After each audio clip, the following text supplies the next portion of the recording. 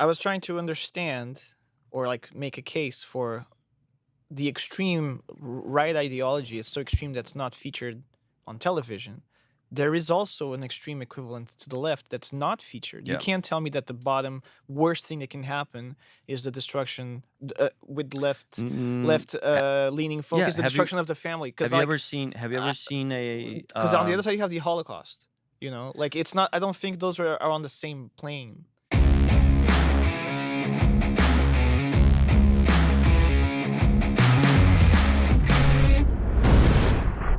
You've heard this phrase before: "If you don't know history, you're doomed to repeat it." Uh huh. Right? You've heard that before. Right. So, you take.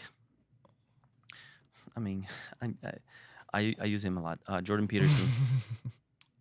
He's a guy that have studied the history of tyrannical governments and totalitarian governments throughout history, right? Hmm. Including the Nazi, including Russia, including China. North Korea. Exactly. I mean, he focused on Russia and the Nazi Germany, and he sees a pattern, and that's why he's very vocal against those ideologies, because there's a pattern in the way these cultural tactics are being inserted in our way of living here in the Western world. Um, and and the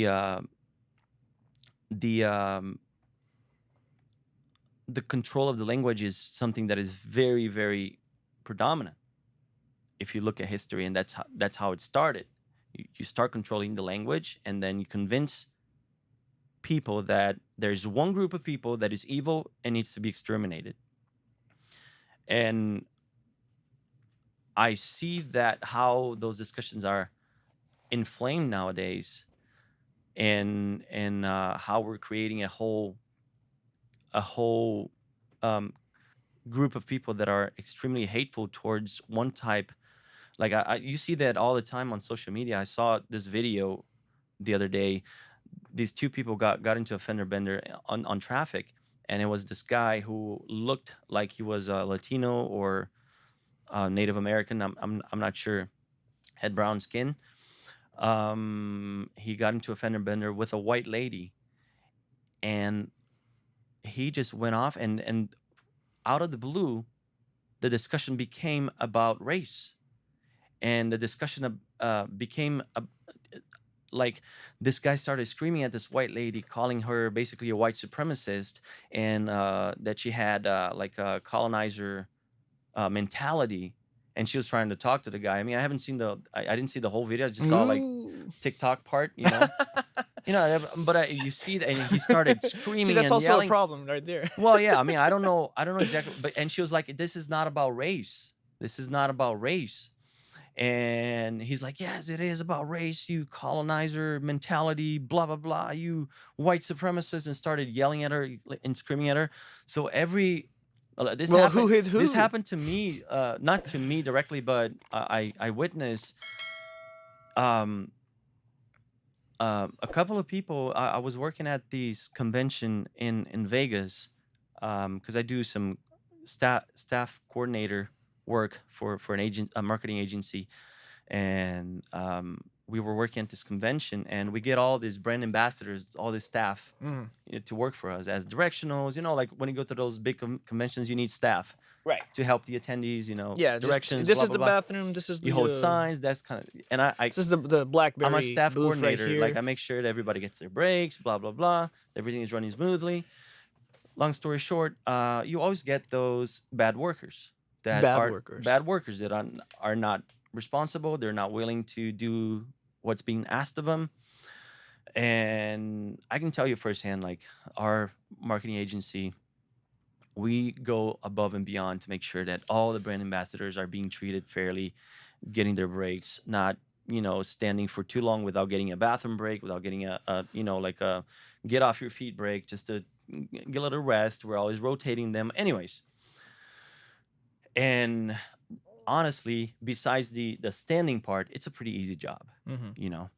Just And you get tiring. paid pretty fairly too. Like the wages, they vary between like uh, 22 and 27 bucks an hour, which is pretty good, for the type of work it is. In the state of Nevada, Well, it's yeah. I which is mean, has is how much is the minimum wage in Nevada?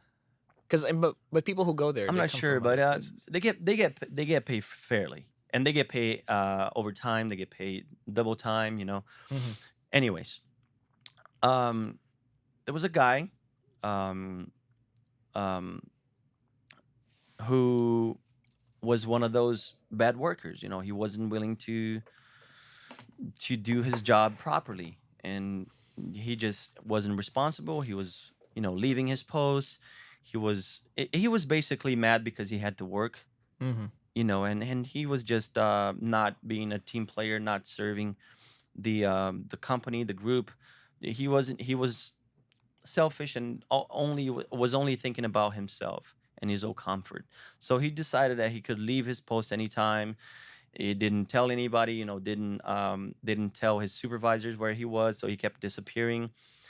So because so many chances have been given to him to rectify those errors, at some point the agency decided to let him go. Hmm. And of course, the first thing he did was pull the race card. Mm. You know, he started calling the agency racist. But I could tell firsthand that he was the irresponsible one. Hmm. And I mean, the agency's so mixed. It's ridiculous that he even tried to pull that race card because um, um, we have every type of person working in the agency. It's very, very diverse and mixed in that sense. But I could tell he was extremely resentful, and the first thing that he did was pull the race card. He's like, "Oh, you live." He sent a very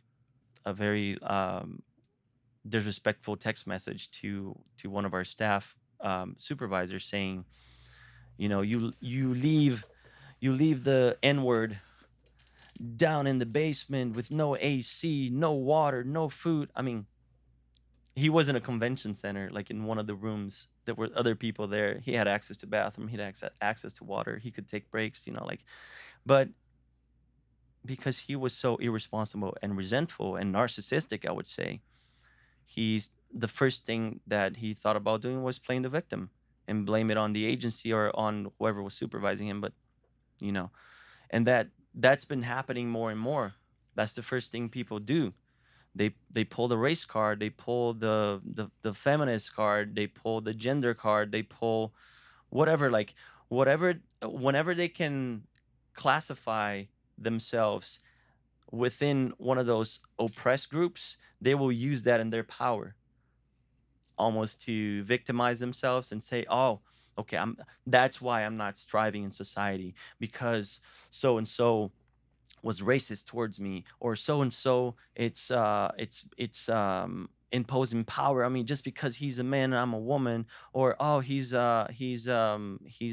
prejudiced against gay people, or he's prejudiced against transgender." It's always the same arguments.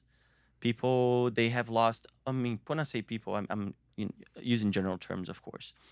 Um, they have lost the ability to look at the context and look inside and say, okay, I I'm not being I'm not being responsible. I'm not this is my individual responsibility to understand that I'm not doing things properly, and I need to, you know, straighten myself, straighten myself up and become a better person, a better worker, a better um, you know, coworker for my other staff members that are here just doing the same job as I am.